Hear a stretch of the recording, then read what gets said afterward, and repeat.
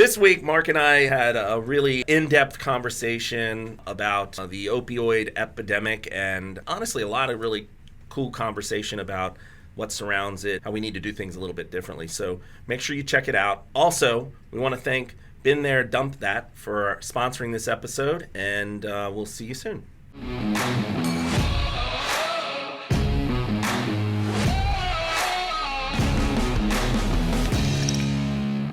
So what are we talking about, Mark, in this with our latest planning like whenever session? we have a crazy idea, you allude to the audience that it was my crazy idea. Well, I don't want to look, but it was. It was. Well, it was, and yeah. most often they were. Yeah. I'll admit to it.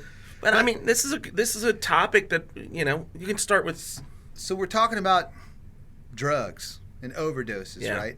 And I think it's a good topic because for the same reason that we started talking about it. By the way, my crazy idea came from the fact that I watched Painkiller on Netflix. Right. I'm not done with it yet. I'm almost done. And today I actually Googled, so I already know what's going to happen at the end of it. I hate that. I was curious as to what was the validity of the story. And, it talks about Purdue Pharma, and I wasn't well read on this before, right? So I'm like, is Purdue a fake name or is that a real name? So I just Googled I think I Googled who invented OxyContin. And it was just to see was it Purdue Pharma? And it was, right. And right there in the headline was the actual settlement that they paid, which I'll get to when we get to the end of this. But so where do you want to start with? Well, no, I mean, let's talk about the whole concept first of all. We're big pharma and Well, I think before we go there, we should start with what our people behind the cameras told us about an article that we posted recently. So there's an article on the Baynet, just came out recently, Southern Maryland overdose statistics for 2023, and it says fentanyl is our latest battle, and they have a graphic, which maybe you guys can share it, so maybe post it up there for a second. And the chart is it takes off. You see that bad boy? Holy cow! Right, that's a number of deaths on this side of the chart too. So heroin, kind of flattened out. What's the blue line? The blue. Oh, that is heroin. Heroin is has the blue declined. Line. Yeah, the heroin deaths have gone down. Not the. And cocaine flattened out. Yes. And then fentanyl has just gone through the charts as heroin went down. Now that makes sense because the fentanyl is the heroin now, right? That's what everybody's. Yeah, I saw it. Going towards. First of all, I know very little or nothing about it. But I do know that what I've read or heard is it's pretty dangerous messed up, shit. Right? Really messed up. So, since you whipped out that graph, yes, let's switch back to the Painkiller. Okay, let's do it. So one of the most I don't want to ruin this for everybody. I'll try not. Why not? You just like to ruin it for yourself, but right? I'll try not to ruin it too much. But in the Painkiller series, one of the biggest breakthroughs is the person who's investigating realizes that all of the circumstances in the country at the time, from a graph standpoint, aligned with the graphs and circumstances from when crack hit in the 80s. Oh. So she started putting these graphs. So there was a crime pattern, rate, break-ins, overdoses, all these statistics. And when she stacked them on top of each other, she's like, holy shit, we're in an epidemic. Right. And it was the first time that they realized that we were in an epidemic. And so watch the rest of the show so you can see how she got to that. I'm not endorsing Netflix or Painkiller. It's just really cool. It's a cool show, right? And you're liking it. Yeah. And it spawned this conversation for us to. So what's interesting is the graph that you just showed me looks very similar. Oh, really? That J curve looks very similar to what the realization that she has. So now, granted, it's basically, in my opinion, what we've evolved into. So OxyContin started this epidemic. Okay, this one. Mm-hmm. Right, and then it kind of rolled from OxyContin into heroin, and now it's rolling from heroin to fentanyl. Now, I think that that's because if you watch the OxyContin documentary. Yeah. It shows how people build up a tolerance Maybe. over time, and they're always chasing the next strongest thing until it either they keep going or it kills them, right? Fentanyl, Well, I mean, this fentanyl thing, I'm digging deeper in the graph, but like this is from 2011 to 2020. But I guess in 2020 there were 2,342 deaths by fentanyl. Where is this? This is on that article, so I'm trying to see where it is. I think it's nationwide, right? Like, am I wrong? No, I can't. It's definitely it's more gotta than be that yeah. nationwide. So I don't know where this graph is coming from. So we'll look at it. Maryland, state of Maryland, found it. State of Maryland. Yep. Okay. So what's interesting about that is the next nearest drug by deaths. Not that I want to create a barometer of this. Was heroin, and that was. No, I'm sorry, cocaine. 921 deaths. Wow. More than twice. So heroin is less than cocaine. That's correct. Wow. Yeah, 921 deaths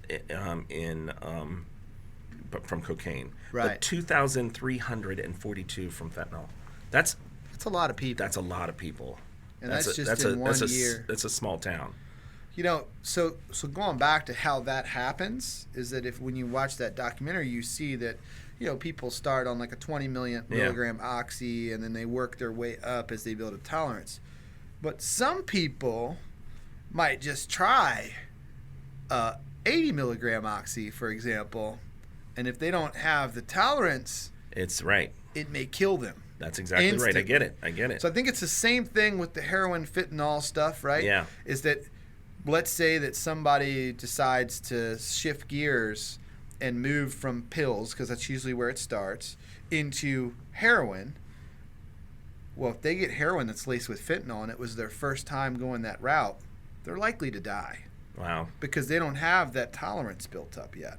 You get what I'm saying? I totally do. And meanwhile, fentanyl has a place in the world because all the other users are always trying to find the next best thing that will give them that feeling again, I suppose. It's interesting when you said something about them like stacking the data and seeing what it looked like. I wonder if you watch the news and you start seeing all the crime data and all that stuff. There's definitely it's got to follow it. And one day we're going to have the sheriff on here. This will be definitely a conversation to have with him. But we've talked about it. I mean, this is an epidemic. I think it's there, right? I mean, because that's a lot of people, man. I think what the real eye opener of the documentary is that this was done to people. It was done to people in the name of profit. Yeah. And it ruined lives. It took lives. And it's still affecting the lives of people today and will for a really, really long time. And my question was like, what else? Yeah. That's not the only thing No. that we're being sold. Well, right. What else is there? What is the next thing that I need to protect my family from? Right. That I need to protect my kids from? I just don't know I don't know that you're going to know. I think it's going to be a hidden agenda, right? Like if there ever was one. Much like I think. But I think it's a matter of don't get sold some shit. Do your research because like when you watch the documentary, like people were sold on the fact that they were taking something for their pain that was safe. Right. And they believed that. Right. And in a lot of cases, they didn't find out until it was too late. Mm-hmm. That was not the case. Yeah, I know. I mean, I just think that this big pharma conversation is like there's so many conspiracies out there, and you look at the COVID conversation, right? Like the big pharma conspiracies with COVID, right? And we have to think about those things a lot. Here's a prime example where it was true. Yeah, no, I get it. It was totally. I wouldn't call it a conspiracy. Well, it wasn't conspiracy. They conspired to do what they did, and they knew exactly what they were doing when they did it. It's funny because, like, honestly, if you look back, and even their penalty, I read that too. The thing, at the end, and it tells you what it they got off scot-free. That was a slap on the hand. I mean, big financial penalty. Right. Right, but the world will never be the same because of that, right? Right. Or and our they're, world. And they're we'll probably say, still chilling because, on a beach somewhere. Right. Which, meanwhile, if they were a street drug dealer, they'd be in jail for 20, 30 years. Or or life. if they were a right. kingpin Right. of that size, I mean, they'd I be mean, they put to essentially death somewhere or murdered something. people. Yeah. Let's be real. Thousands and thousands, Yeah. and still technically Yeah. are murdering people today. Yeah. That's the crazy It's part. sad. It's incredibly sad. But like I said, I think that we as a population of people, we've got to be a little more skeptical of what we're being fed or what we're being told. It's just like what we talked about recently about the cancer stuff, and, Right. and we talked about chemo and stuff Right, like right, that. right.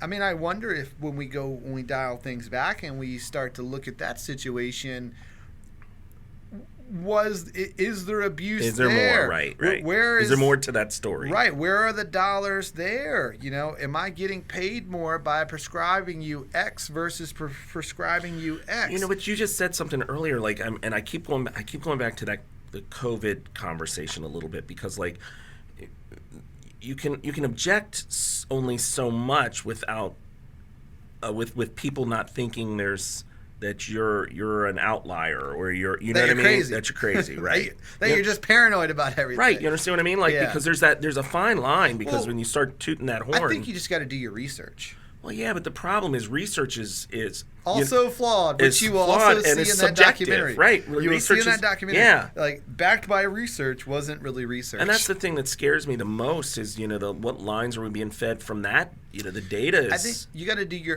but here's the thing. You got to do your own independent research, because even at the time, there was other research that stated otherwise. That's the problem with this. See, that's the total big problem with this. The average person isn't going to do that. Will never do that. Right. And that's what they know that. They count on that. Yeah.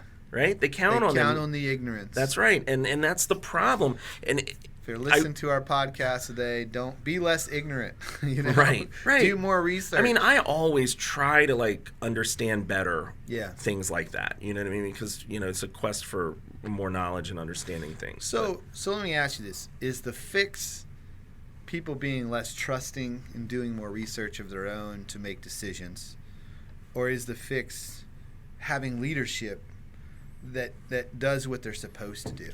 I think the problem, they're both, as flawed. You said, both flawed, because you're not going to get 100% from a buy-in of leadership, right? There's always going to be the ones, the bad apples, and then you're not going to get 100% of the people to make the research. So it's inevitable that it's going to be flawed for a long time. People are pretty just depressing, always going to be actually. able to be taken advantage of. Yeah, it is depressing. It is depressing. But it's funny. It's like, but the key is educating yourself, reading up on it. Maybe reading probably better than, But even the data though is so skewed. You just don't know what you're getting. Yeah. I think you got to do a lot to get a full, and then but at the same time you can find whatever you want to hear. That's what I'm saying, right? Really you got that right.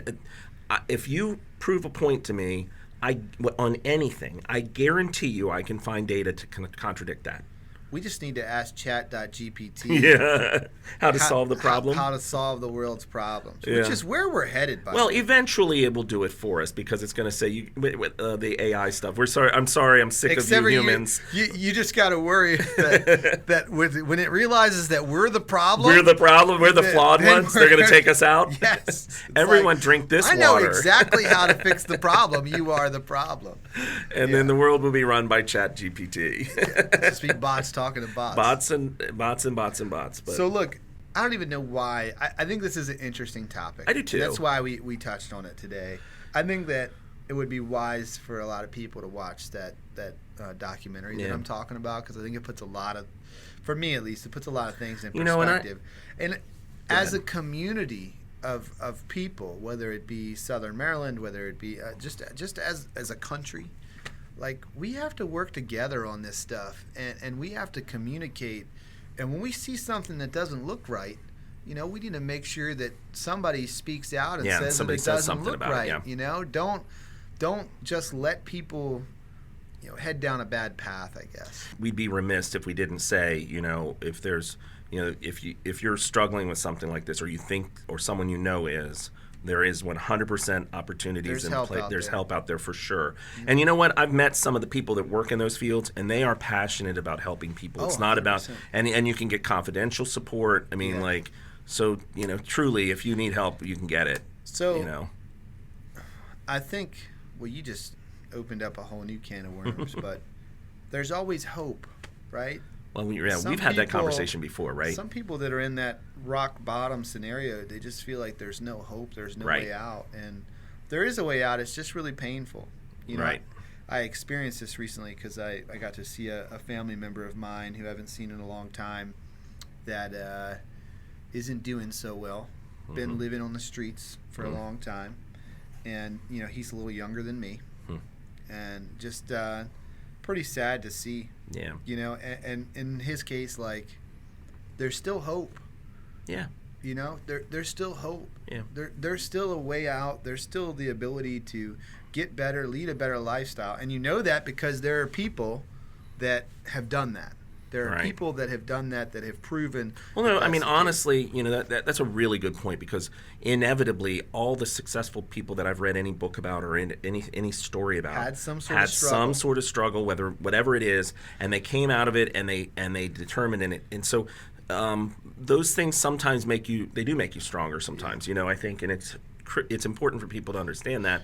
And sometimes it's hard to see. Most of the time it's hard to see, right? Yeah. But knowing that there's something better at the other end is good. I just wish we could use history to actually see around the use corner. history, right. I mean, we know history repeats itself, Right. but it's like, why? Well, it doesn't have to. We already know where No. we're headed. We already know what's going to happen. Why do humans make the same mistakes over and over? Well, and over? I think I know. It's funny. I was talking to someone about this just yesterday, and I think, and this is kind of maybe it's another side topic. That's I fine. think it's overcompensation. We recognize there was a problem. We try to fix it, and then we try break to, it. and then we break it again And in then- the other direction, and and, then the we break pendulum it. swings the other way, and we break it again. So that's why history Oh, repeats it's just itself. like our flawed two-party system. Well, Bring in this yes. party, we bring it all the way over here. We bring That's in the right. next one, we Let's pull bring it all the way back back. up. Yep. So our whole world is just And I going back and forth. It is a thing, and then you start, and that's that's why extremism in any in medicine or in Yeah. whatever it is creates You know what problems. I think the world would be a better place if people would just argue more. I think there's plenty of arguing out there, Mark. Yeah, but arguing until you both leave the room with some sort of solution. Have you Like read, bruises on your eyes, and I mean, I understand what you're saying. Like, there was Good to Great. Yeah, it was that. Yeah, that's what was Good to Great. Yep. Good to Great talked about the greatest companies in the world at the time that the book was written, at least over a 20-year span. One of the things that made them great and sustainably great is that they had more arguments in the boardroom. Yeah. That there were enough passionate people that had different opinions that they would go in and they would lay their opinions on the table and they would hatch it out Yeah, I love that. until they all came to an agreement and said, this is where we're going. It's funny you say that, because I do. One of the things I pride myself on is when I go into a meeting, like eliminating preconceived notions when I go into that meeting, right? Yeah. Because my brain says, there's no way I'm going to support this initiative, right? Yeah. And I get in the room and I start hearing somebody else telling their side of the why you should, and you hear somebody else say it, and you're like, you have an open mind? I guess that's what it is. It's an open mind, right? Yeah. Or as we've been called before, no mind at all. Right. But Yeah.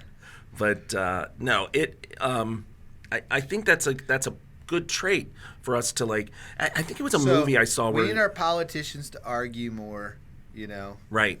argue more until you come to a solution. So right? well, maybe you do like a boxing match, like Elon and Zuckerberg. Like we could have the big Right. fighting matches to solve your problems. But and I think that we need to, as people, be a little more conscious as to what's going on around us. That's true. I think that's a no-brainer. And we need to try to use history to look around the corner to say, what is the next thing? Yeah. Because the fact that I have, my oldest child is 7, right. and just knowing that there are drugs on the street, that literally all it takes, one time. Yeah. And you just did the touch. Mm-hmm. All you have to do is touch it, and it could literally kill you, right? Right. Like fentanyl, somebody has it. Maybe this is some new friend that you got, some new friend of a friend. You need to. And your friend's in the dope world, and his friend is pretty bad off in the stuff, and his friend's able to do this stuff over here, and you even just touch it, and it could kill you. Could kill you. I mean, you want to talk about the ultimate fear factor for your kids right now. That's it. Yeah. Right. Like you telling me if you even touch it, you could die. Yeah. And it's true. And that's the thing. Like, I remember what we were warned about, growing up. Yeah. And and I also remember what we weren't warned about. Well. And I remember what we were also fear mongered about that wasn't that bad. Right. Okay. Right. Which is now legal, by the way. I get it. Right. Right. And I think that's important for parents too. Is that like, be careful what you demonize, or at least to the level you demonize it. Yeah, I get it. Demonize, and also make sure you're demonizing the right thing, right? Like, I mean, if it's because we all have preconceived thoughts on stuff like that, Right. Well, maybe we'll find out later. Right. That fentanyl will be legal. Right. And we're just fentanyl is the fountain of youth or something. We're just a bunch of ass clowns, right. and it is what it is. That's it. That's exactly right. So, all right. Well, with that, I guess we'll. Thanks for listening to us chat about. Yeah, drugs I know we're today. just BSing today about it, but we're getting real about a subject, and the reality is that there's issues out there that aren't coming from a street dealer down the street. Right. They came from a big public company, and I venture to say that won't be the last time. That's what I'm talking about by using history to learn. It won't be the last time. There's probably many other things going on in the same realm right now, and that people need to be conscious of it and be careful. I hate to say it, but be careful what your doctor tells you, or do your research on what your doctor tells you, or what anybody tells you. Right. Follow the dollars and then figure it out. And then we'll figure it out. So anyway, all right. With that, we'll wrap it up. Yep. All right. See you next week.